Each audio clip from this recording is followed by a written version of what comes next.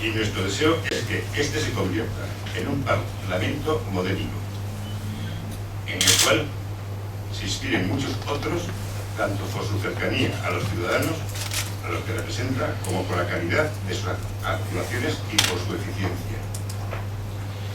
En los últimos meses se ha hablado mucho sobre una posible reducción del número de parlamentarios, no solamente en Navarra, sino en otras cámaras regionales de España. Este debate es totalmente lícito y también además se está identificando este debate en un momento de crisis. Y realmente pues está fundamentado, debería estar fundamentado este debate en datos y no en afirmaciones partidistas y demagógicas. Todos ustedes, como periodistas, han sido testigos de primera mano de cómo desde varios sectores se han defendido el recorte del número de parlamentarios y desde otro ha habido una gran oposición. Pero seguro que ninguno de ustedes ha escuchado ni leído muchas razones basadas en qué tiene que hacer el Parlamento y cuántos parlamentarios son necesarios para hacer lo que realmente el Parlamento tiene que hacer. El Parlamento no debería regirse por ideologías, sino por la búsqueda de una mejor ejecución de sus funciones. De ahí que hayamos creído necesario preparar un documento de investigación, y esto quiero que quede totalmente claro, en negrita y subrayado, totalmente despolitizado, sin el mayor afán que el de aportar luz al debate, ayudar a los parlamentarios y a la entidad en su conjunto a ser más eficaz, más eficiente y sobre todo valorada por sus ciudadanos, que son los que representan. Como saben, el objetivo es de un futuro. Ha sido siempre y seguirá siendo el de aportar las herramientas necesarias para que nuestros mandatarios puedan tomar decisiones más acertadas o adecuadas en cuanto al devenir de nuestra comunidad. Asimismo, siempre hemos querido fomentar el desarrollo de la sociedad civil, a la cual representamos, o los sentimos representantes de parte de la misma, como parte fundamental que es del proceso democrático de una sociedad. Este documento continúa en la senda de intentar sacar el máximo partido a los recursos públicos, teniendo en cuenta siempre al ciudadano como último destinatario de los servicios al que le prestan. Creemos que realmente es una necesidad, y además que todos tenemos que empujar para que necesitamos una política más digna y también a unos políticos más profesionalizados y mejor. No venimos aquí en este momento, como en épocas de crisis, a buscar recorte de gasto del Parlamento, sino simplemente buscar más eficiencia y más profesionalidad. Ellos tienen la última palabra en la legislación y muchos de los parlamentarios no están preparados para la responsabilidad que están asumiendo como parlamentarios, sino que simplemente están sentados en un sillón porque les toca un juego político, están siendo pero no están preparados como grandes profesionales para asumir la responsabilidad que tienen que tomar y al final tienen la última palabra en que ellos legislan. Por lo tanto, no es una crítica, ni siquiera es una reducción de costes. Luego Belén, como directora general de Instituto Futuro, les va a presentar las principales conclusiones del estudio y, lógicamente, todo estudio tendrá con propuestas, ¿no?, que ella se las va a hacer. Insisto en que es un documento cuyo objetivo no es criticar, sino dar luz y poder contribuir con sus propuestas a que los navarros tengamos un mejor Parlamento y que este Parlamento sea eficiente y que sepamos todos valorarlo, así como ellos mismos sientan valor en el trabajo que están realizando. Muchísimas gracias y ahora Belén les va a hacer la presentación del mismo. Un poco el formato que nosotros hemos utilizado es primero preguntarnos cuáles son las funciones del Parlamento, qué debe hacer el Parlamento y ver cómo se están haciendo. En segundo lugar, hemos ido al presupuesto para ver, ya que esto se financia con el dinero de todos los navarros, cómo se está gastando el dinero, en qué partidas, qué evolución ha tenido. En tercer lugar, nos hemos centrado en los protagonistas, en los parlamentarios, para ver pues cómo hacen su trabajo, qué formación tienen, etc. Y finalmente en otras consideraciones genéricas que al hilo de estudiar todo esto hemos podido constatar o nos han surgido. Bueno, además creemos que el documento se lee muy fácil, es un documento sencillo de leer y que cualquier ciudadano que vea ese documento, aparte de que se entiende perfectamente todo, le va a resultar instructivo algunas cosas que no sabe del Parlamento sobre cómo funciona o cómo se hacen las cosas en él. En cuanto a de dónde hemos sacado los datos, decir que los datos los hemos sacado de las memorias del Parlamento, de la web, del reglamento que rige el Parlamento y de la LORACNA, que es la ley orgánica también que lo rige, y luego hemos analizado las actividades concretas que se han hecho desde el mes de enero hasta el mes de julio de 2012, por lo tanto es un documento muy actual, que se han hecho tanto en comisiones como en Parlamento, así que cuando hemos tenido que bajar más al detalle porque no encontrábamos los datos en los agregados, lo hemos hecho conforme a este análisis. Pues en primer lugar, empiezo hablando de las funciones. Las funciones que tiene el Parlamento son tres. La función legislativa, que todos conocemos, en la que se incluye la aprobación de la ley presupuestaria, la función de representación de todos los ciudadanos, que es también esencial, y la función de control del gobierno. Entonces hemos intentado ver esas funciones, que están claras cuáles son, cómo se están desempeñando.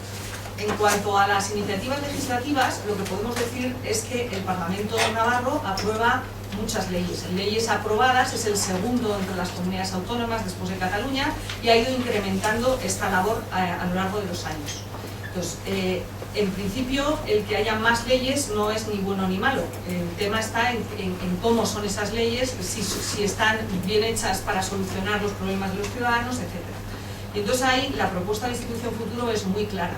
No se está trabajando en simplificación de la legislación, es decir, hay muchísima legislación, pero lo que nosotros pedimos es que de las leyes que ya están se haga un esfuerzo de simplificar, de derogar lo que ya no está en funcionamiento y que no haya que estar con aranzadi y mirando 800 cosas para aclararse de que está en vigor, es decir, siempre tener en cuenta simplificar y derogación, y que de cualquier nueva ley que se presente, ya sea propuesta por el gobierno o por un parlamentario, se exija siempre que las leyes lleven un control de coste-beneficio y de factibilidad, para que no aprobemos cosas que luego no hay quien ponga en marcha y para que tengamos en cuenta que eso que estamos poniendo nos va a aportar unos beneficios.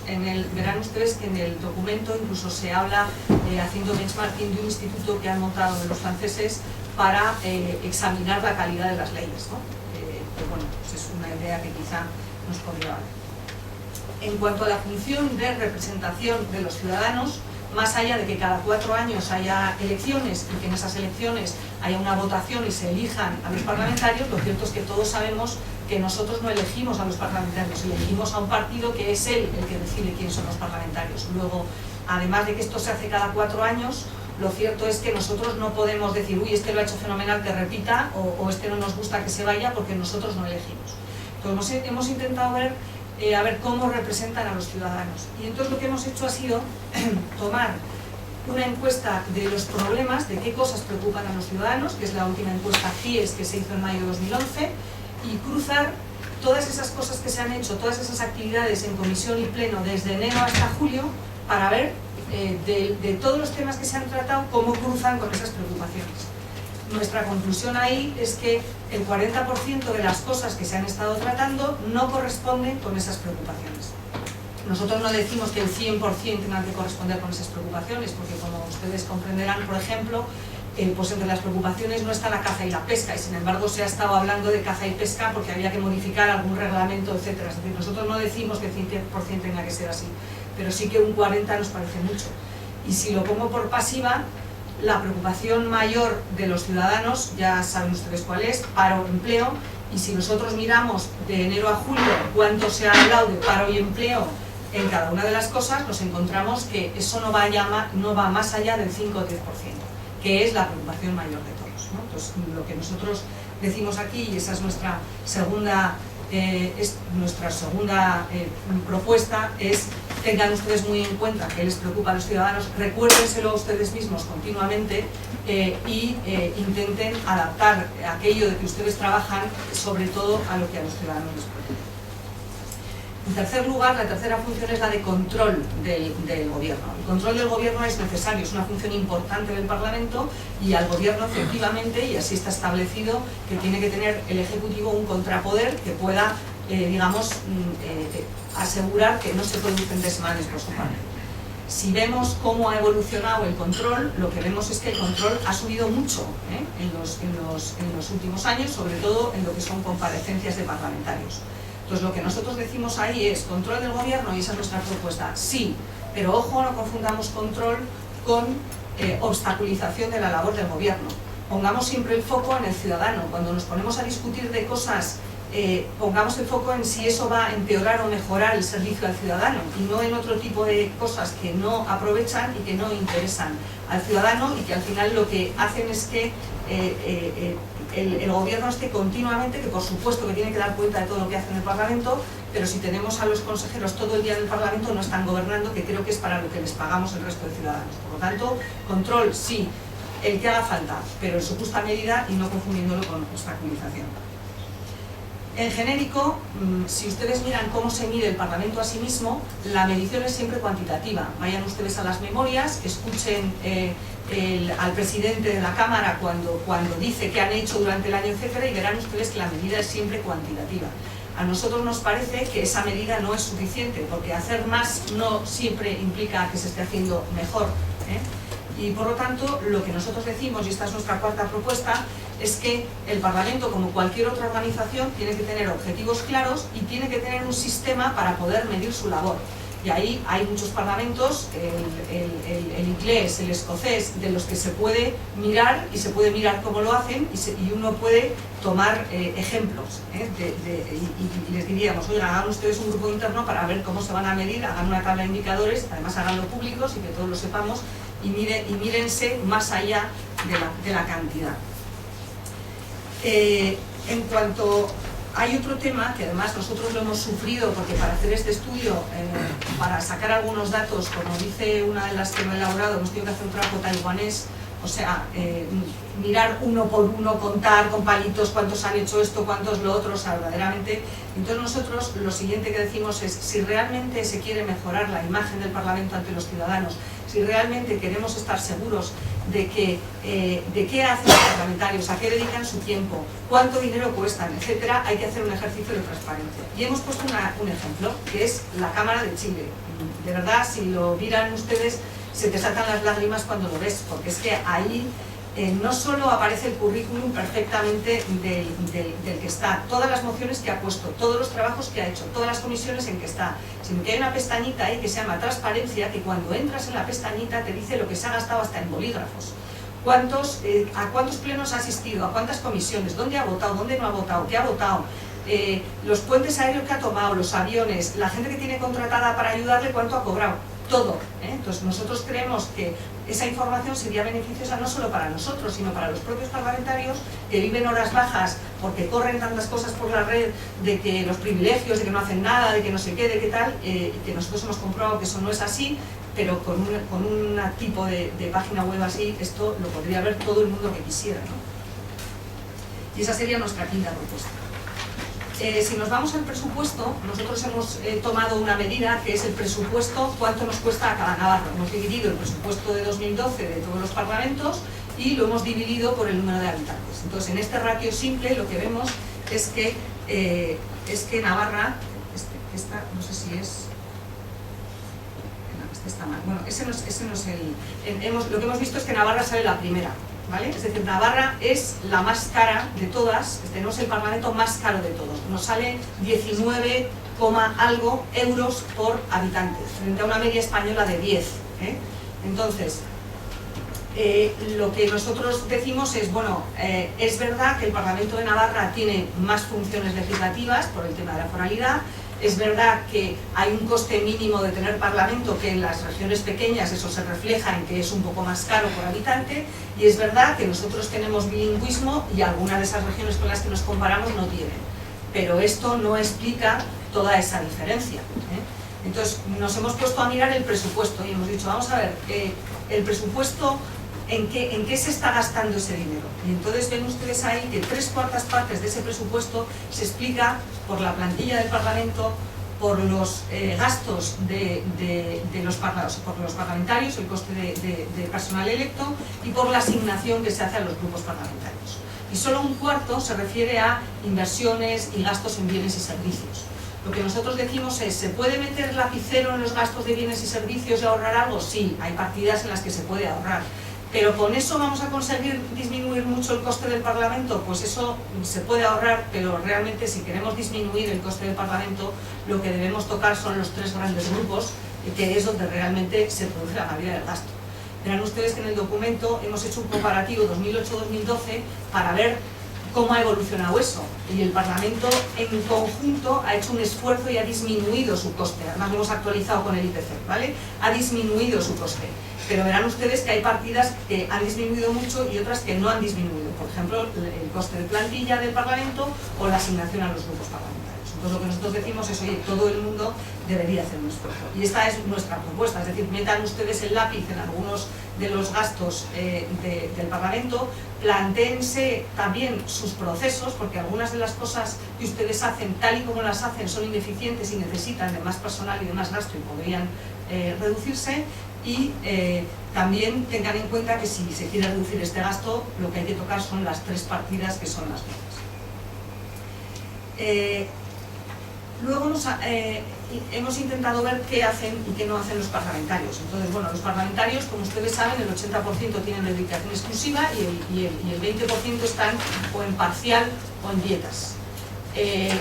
Lo que nosotros hemos intentado ver, ninguno tiene una jornada establecida, con lo cual lo que trabajen o no trabajen es lo que cada uno quiera ser de responsable. Es decir, tienen obligación, las obligaciones de los parlamentarios son 2, que son asistir al pleno y asistir a las comisiones para que hayan sido designadas, pero luego el trabajo que cada uno haga dentro de esa comisión, lo que proponga, no proponga, etcétera, depende ya de lo que cada uno quiera hacer. Ahí en el documento verán ustedes que hay conclusiones que además alguno de ustedes ya las había puesto sobre la mesa, como que los partidos que están en el gobierno proponen poquísimo, por no decir casi nada. Eso no quiere decir que no trabajen, porque están en las comisiones en las que tienen que defenderse frente a esas propuestas, pero bueno, ese es un dato, como hay otro dato que si miramos por partidos cuántas cogemos en qué comisiones está cada uno y cuántas veces se ha reunido esa comisión y hacemos ese ratio por partido, pues vemos que cambia un poco. O sea, hay partidos que están en muchas más comisiones y que se han reunido muchas más veces que otros. Lo que sí nosotros vemos, además de esta actividad que vemos que es desigual, que hay gente que trabaja mucho y otra que trabaja menos, etcétera, lo que sí nosotros vemos es que no hay, cuando ustedes entran en cualquier organización, normalmente hay una formación de inicio para decirles cómo se mueve uno allí, cómo se funciona, cuál es la misión, los objetivos, los valores que tiene usted que hacer, etc. Entonces, esto no existe en el Parlamento y esta es nuestra siguiente propuesta. O sea, debería haber una formación de acogida en el Parlamento, por lo menos al inicio, porque claro, si no, bueno, pues a cada uno le explica lo que hay que hacer los de su grupo parlamentario, y los que son nuevos, pues como los del PP en esta legislatura, o por ejemplo los de Izquierda Unida, que no repiten ninguno de los que estaba en la anterior, pues lo que les cuenten en su grupo parlamentario o lo que pregunten, ¿no? Pero creemos que debería haber una formación de inicio como hay en todas las organizaciones. Y luego también creemos que cuando nosotros hemos mirado comisión por comisión, ustedes saben que las comisiones, aparte de lo que ellos quieran proponer, reciben los proyectos y documentos que el gobierno les envía para enmendarlos, opinar, aprobarlos, no aprobarlos, etc. Entonces, lo que nos damos cuenta es que las personas que tienen que trabajar sobre un documento muchas veces no tienen ni la formación, ni la experiencia, ni la trayectoria para conocer sobre ese tipo de temas. Con lo cual, esto a los parlamentarios les obliga a un esfuerzo ímprobo de documentación, de enterarse de cómo funciona el tema, de pedir comparecencias, de pedir grupos de trabajo para que la gente cuente cómo es y hacerse un poquito con el tema para poder opinar de él. Entonces, lo que nosotros decimos, y es también otra propuesta, es señores de los partidos políticos, cuando elijan ustedes a los parlamentarios, tengan en cuenta qué formación y qué trayectoria van a necesitar para el trabajo que tengan que hacer. Intenten no utilizar el Parlamento como una cantera para otras cosas, porque cada vez que ustedes cambian y cambian y cambian, al nuevo que viene está establecido, más o menos esto es una media en el mercado, que alguien cuando empieza en un nuevo puesto no empieza a ser efectivo hasta que lleva 6 meses, entre que se entera, se pone, se tal, pues esto es un problema, ¿no? Y después también hemos querido, hemos intentado hacer un comparativo de costes y tal con otros parlamentos de Europa y demás. Desgraciadamente las informaciones tampoco están en las webs de muchos de ellos, y aunque les hemos preguntado, tenemos aquí que agradecer al Parlamento del Tirol, que nos lo ha contestado todo, pero los demás, pues muchos no, con lo cual no tenemos valor estadístico, pero sí que lo que nosotros creemos es que cualquier ciudadano navarro que tenga la formación y la preparación necesaria para hacer el trabajo que hay que hacer en el Parlamento, debería querer y poder ir al Parlamento. Y eso quiere decir, por un lado, en el tema de dieta, retribución y demás, que tiene que tener una retribución y que sea acorde al mercado. Porque si no es acorde al mercado, la gente preferiría seguir en el mercado que venir al Parlamento, ¿eh? Es decir, que hay que tener la formación y la experiencia necesarias y luego ser retribuido como retribuye el mercado. Si pasamos al tema más candente, que para nosotros era solo una parte del estudio, pero quizá es el que últimamente está suscitando más debate, que es el número de parlamentarios. ¿Cuál es el número idóneo de parlamentarios? Bueno, nosotros hemos mirado 68 parlamentos regionales, que son más o menos los comparables. Ahí también tenemos que agradecer a María Lozano de la oficina de Bruselas, porque nosotros desde aquí saber cuáles eran comparables o no nos era un poco complicado, saber que de los 5 parlamentos belgas eran comparables 3 y ese tipo de cosas, y bueno, pues ella nos ha ayudado a verlo. Y entonces ahí lo que vemos es que cuando hemos hecho un ratio que nos pueda comparar, que es el número de parlamentarios por cada 100.000 habitantes, ¿vale? Para poder comparar con otras regiones.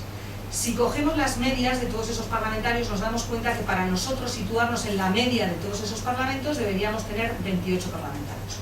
Sin embargo, nosotros esta no es nuestra propuesta. Nosotros hemos ido más allá y hemos estudiado una serie de hipótesis.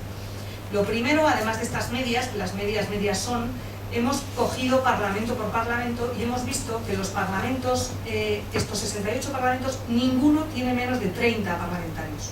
Con lo cual, nosotros hemos dicho el mínimo son 30 porque nadie tiene menos de 30. Como ven, yo no estoy situando nuestro mínimo en 40 porque lo diga la LORAFNA. Saben que la LORAFNA dice que tiene que haber entre 40 y 60 parlamentarios, pero la LORAFNA es una ley que se puede cambiar, como las demás, es un poquito más liosa de cambiar porque tiene que aprobar los cambios no solo nuestro Parlamento, sino el Parlamento del Estado, pero se puede hacer porque de hecho se ha hecho recientemente para otros temas, ¿no? Con lo cual nuestro límite no es 40. Bien, entonces ahí nos damos cuenta que 30. Y luego si nos podemos a mirar parlamento por parlamento y miramos los que son de regiones más o menos de nuestro tamaño, es decir, que ronden desde luego por debajo de 1 millón y que estén en los entornos de nuestro tamaño, vemos que todas se mueven en un número de entre 30 y 36 parlamentarios. Y 36 es el número que más sale, estadísticamente, pero entre 30 y 36. Luego nosotros hemos hecho más supuestos, es decir, hemos mirado la carga parlamentaria, hemos dicho si hay gente que trabaja mucho y gente que trabaja menos, si equilibramos las cargas de trabajo hacia los que más trabajan, ¿con cuántos parlamentos nos bastaría? ¿Con cuántos parlamentarios nos bastaría? Hemos mirado el tema de minorías, vamos a ver, las minorías, hasta qué límite no perderían un parlamentario en el momento en que bajas, por supuesto, pero si hacemos los votos de esas minorías sobre el total de parlamentarios, es decir, ahora mismo, pues Izquierda Unida tiene 3 sobre 50, el PP tiene 4 sobre 50. Si nosotros lo vamos reduciendo esos 50 y vamos mirando con el reparto de votos y la ley DONT, etcétera, usando el reparto de votos de las últimas elecciones, nos damos cuenta que por debajo de 36 sí se nota, o sea, en 35 y tal sí se nota ya una disminución, pero en 36, por ejemplo, está muy parecida a lo que tienen ahora, tienen ustedes los datos en el documento. Luego, lo que hemos visto otra variable, si en el 2007 se controlaba bien al gobierno, se representaba a los ciudadanos bien, se legislaba y estaba el 80% del Parlamento en dietas, al pasar de dietas a dedicación completa, ¿por qué hemos pasado exactamente los mismos parlamentarios? Si en dietas no estás ocupando el 100% de tu tiempo, pues vamos a hacer una proyección y vamos a ver cuántos hacen falta. Y entonces, bueno, pues ahí también nos sitúa entre 30 y 36. Es decir, ya verán ustedes que hay varias cuentas que son igual un poco farragosas de explicar así, pero están bien explicadas en el documento, donde nos sigue situando entre 30 y 36. Por lo tanto, nuestra siguiente propuesta es que en el Parlamento haya entre 30 y 36 miembros. ¿Por qué creemos que con esa, después de haber estudiado las funciones, lo que tiene que hacer el Parlamento, lo que está haciendo, lo que están haciendo en otros parlamentos y ver que garantizar, como decía Javier, no es una cuestión de presupuesto, es una cuestión de garantizar que se pueda hacer lo que tiene que hacer el Parlamento de manera correcta? Entonces nosotros creemos que así se puede. Y finalmente, y esto entra dentro de otras consideraciones, otras cosas que hemos visto, porque hemos escuchado muchas comparecencias, muchos plenos, etcétera, nosotros lo que les diríamos a los parlamentarios es que traten de trabajar en equipo, cada uno desde su prisma, porque evidentemente cada uno tiene una concepción de las cosas diferente, cada uno tiene una manera de ver diferente, cada uno pertenece a una opción política diferente, pero eso no quiere decir que no puedan trabajar en equipo para hacer cosas y construir cosas que vengan bien a todos los navarros. O sea, hay muchos temas en los que se puede trabajar juntos y hacer avanzar sin necesidad de estar un poquito a cara de perro, ¿no? Lo que nosotros decimos es, nosotros no estamos pagando a los parlamentarios para que ganen las siguientes elecciones, ni para que desgasten a nadie, ni para que no trabajen, les estamos pagando para que hagan un trabajo y sobre todo para que nos ayuden ahora en este momento a salir de la situación económica tan difícil que tenemos todos, ¿no? Y luego nosotros les pediríamos también que hagan propuestas, digamos, con un poquito más de enjundia. Es decir, voy a poner un ejemplo. Hablando del tema de emprendedores, uno de los parlamentarios dijo, oye, yo creo que hay algo que falta en esto que se está hablando de emprendedores, y es que hay un grupo de personas que les gustaría emprender algo, que son capaces y se ven capaces de hacerlo, pero no saben exactamente qué. Sería bueno que hubiera un banco de ideas, de posibilidades, de cosas que se puedan hacer para que esta gente pudiera mirar ahí para empezar un negocio. Bueno, pues eso es una propuesta que va más allá de la crítica, de la comparecencia, del no sé qué, y que aporta un valor, ¿no? Entonces lo que decimos es, nosotros hemos mirado de enero a julio y que aporten un valor como esa, que tampoco son cosas descabelladas o ideas felices, sino que son cosas que parece que tienen sentido, pues hemos encontrado un 5 o 10% no más. Entonces entendemos que debería haber más de estas, ¿no?, en un parlamento. Y sin más, estas serían nuestras 10 propuestas. A mí me gustaría decir otra cosa, y es que, digamos, para dejarlo claro, porque corren por ahí pues el libro este de la casta y por internet miles de privilegios de los parlamentarios, tal cual. Nosotros en el estudio que hemos hecho podemos decir que el Parlamento de Navarra no es un parlamento despilfarrador. El Parlamento de Navarra funciona bastante bien porque se tramita todo aquello que se presenta, en ese sentido funciona como un reloj. Otra cosa sea que haya que presentar todo eso haya que presentar todo eso, pero lo cierto es que no es un parlamento despilfarrador, aunque hemos dicho que se puede meter el lápiz en alguna cosa, y eso de que los parlamentarios no hacen nada, pues va a barrios como por todo. Es decir, nosotros podemos decir, porque lo hemos mirado, podemos decir que de enero a julio efectivamente algunos no trabajan mucho, pero podemos decir que hay gente que trabaja muchísimo y que además se puede seguir que para cualquier tema que presentan han pedido la información al Parlamento, han pedido las no sé qué, se han documentado bien, lo han presentado bien, etc. Es decir, que hay de todo como en botica, ¿no? Ojalá tengamos esa web del Parlamento chileno, que entonces en vez de tener que hacer un trabajo taiwanés para averiguarlo, lo podremos ver todos directamente. Y finalmente lo que quería decir es que el documento no es exhaustivo. Nosotros hemos estudiado una serie de cosas, pero hay cosas de hondo calado que nosotros no hemos abordado. Por ejemplo, las listas abiertas, que podamos elegir a los parlamentarios directamente, o otro tipo de cosas. Es decir, que el documento no se acaba aquí, sino que se pueden hacer más cosas. Y en ese sentido nosotros queríamos animar a cualquiera que quiera aportar al documento a que lo haga. Es decir, esta es nuestra opinión, lo que nosotros proponemos, pero por supuesto que habrá gente que proponga y que quiera otras cosas. He puesto ya aportar en mayúscula porque para soltar bilis ya hay otros sitios. O sea, lo que nosotros queremos es gente que realmente aporte y pueda traer algo. Entonces, tanto en Facebook, en LinkedIn, en Twitter, con el hashtag yo aporto, vía un mail a nosotros, todo el que quiera aportar algo al documento, decir, oye, esto no es así, o yo creo que esto podría hacerse así, o yo he visto que no sé dónde tal, pues le invitamos a que lo haga y estaremos encantados. Y nada más, muchas gracias por mi parte.